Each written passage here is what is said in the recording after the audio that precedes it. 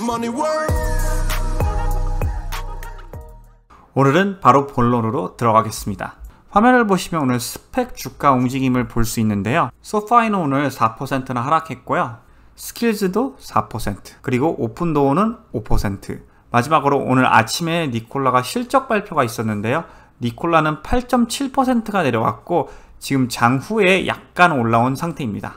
그래서 예를 들면 전체적으로 지난 한 달 동안 소파이도 거의 38%가 내려왔고요. 조금 더 심한 케이스를 보여드리면 프로테라 같은 경우는 지금 50% 정도 하락한 상태입니다. 하지만 S&P 500 주가 움직임을 보시면 지금 상승 박스권 안에서 계속 꾸준히 잘 상승하고 있죠. 그래서 일단 여러분들이 꼭 알아야 할 콘셉트를 간단하게 설명해 드리고 싶은데요. 오늘 지수의 움직임을 보시면 다우존스, 나스닥, S&P 500 전부 다 장 초반에는 하락했었습니다. 하지만 그 후부터 주가가 계속 꾸준히 올라오기 시작했죠. 자, 똑같이 스펙 주식들도 다 장 초반에는 하락했었는데요. 차이점은 지수들은 다 올라왔는데 스펙주는 제자리 걸음했던지 아니면 오히려 더 하락했죠. 아쉽게도 어떤 좋은 뉴스가 터지지 않는 이상 갑자기 장중에 이런 흐름이 생기면요, 적어도 이 흐름이 며칠 동안은 지속될 가능성이 높다고 보시면 됩니다. 그래서 일단 하락의 원인을 좀 파악하는 게 중요할 것 같은데요. 니콜라는 지금 공급 문제로 생산 및 매출 목표를 절반으로 줄였다고 발표했습니다. 여기 내려가서 한 번 더 확인해 보시면 추력 생산량과 올해 남은 수익 모두에 대한 하향 조정을 했다고 발표했죠. 그리고 여기 있는 최근 기사를 보시면 EV spec vehicle rally has turned into rout. 전에 잘 올라갔던 스펙이 180도 변해서 최근에 계속 하락하고 있다고 말해주고 있고요. And things might not improve anytime soon. 즉 당분간 좋아지기 힘들 것 같다고 지금 얘기하고 있죠. 하지만 오늘 하락한 소파이나 스킬즈나 오픈도어 같은 경우는요, 다 EV 스타트업이 아닌데요. 지금 스펙의 전체적인 센티멘트가 안 좋기 때문에 아쉽게도 섹터가 전체적으로 하락하고 있는 거죠. 그래서 이번에는 오늘 하락한 스킬즈도 한번 봐볼 텐데요. 오늘 리포트가 있었는데 EPS는 예상한 게 마이너스 0.1이었는데요. 이번 리포트는 0.21이 나와서 생각보다 손해가 좀 더 있었다고 보시면 되고요. 하지만 매출을 보시면요, 88을 예상했는데 89.5가 나온 상태입니다. 자, 밑에 내려가서 2021년 가이던스를 보시면요, 전에 예상했던 게 375였는데요. 지금 살짝 올렸다고 얘기했고 지금 예상하는 숫자는 376에서 377이라고 발표했습니다. 그래서 이거는 약간 플러스라고 볼 수 있고요. 전체적으로 봤을 때 저는 개인적으로 괜찮은 리포트를 했다고 생각을 합니다. 자, 다음은 유료 월간 사용자랑 매출액이 나오는데요. 보시다시피 지금 꾸준히 아직까지 계속 잘 상승하고 있죠.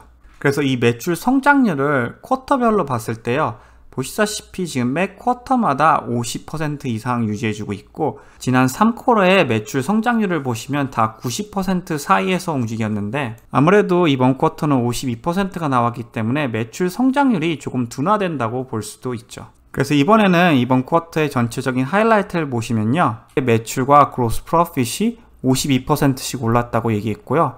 그로스 마진도 95%라서 작년이랑 비슷한 마진율을 보인 걸 볼 수 있고, 하지만 작년 대비 넷 러스는 조금 늘어난 걸 확인할 수 있는데요. 그 이유 중 하나가 지금 세일즈 앤 마케팅에 최근에 투자를 많이 하기 시작하고 비용을 많이 쓴 걸 볼 수 있습니다. 보통 성장하는 기업은 마케팅이랑 리서치 앤 디벨롭먼트에 많이 투자를 할 수 있기 때문에 개인적으로 지금 이게 큰 걱정은 되지 않습니다. 그리고 이 워런트 비용도 나중에 분명히 줄어들 걸로 보여지고요. 개인적으로 지금 이게 큰 걱정은 되지 않습니다. 왜냐하면 지금 캐시가 700밀리언이 있는데요. 부채는 지금 하나도 없다고 발표했으니까요. 그래서 혹시 몇 쿼터 동안 지금 80밀리언의 넷 러스가 계속 있어도 당분간은 꾸준히 버텨줄 만한 캐시가 있는 상태입니다. 결국 스펙 내려간 이유는요, 이 니콜라 트레버 밀턴 사건 때문이라고 전 보고 있습니다. 여기 밑에 내려가서 보시면 스펙 프로세스를 남용하여 거짓말과 회사에 대한 오해의 소지가 있는 정보를 소매 투자자들에게 직접 퍼뜨렸다고 발표했습니다. 그래서 이걸 다시 영어로 읽어보시면요, DOJ랑 SEC가 워닝 사인을 스펙한테 보냈다고 확실히 써 있고요. 자, 그래서 개인적으로 제가 리스크가 좀 덜한 스펙이 있다고 생각하는데요. 그 스펙 중 하나가 첫 번째는 소파인데요. 소파이는 보시다시피 지금 계속 꾸준히 하락하다가 적어도 지금 이 밸런스 레벨에서 계속 왔다 갔다 하는 상태입니다. 그래서 개인적으로 제 플랜을 말씀해 드리면요, 지금 있는 포지션을 홀드할 거고요.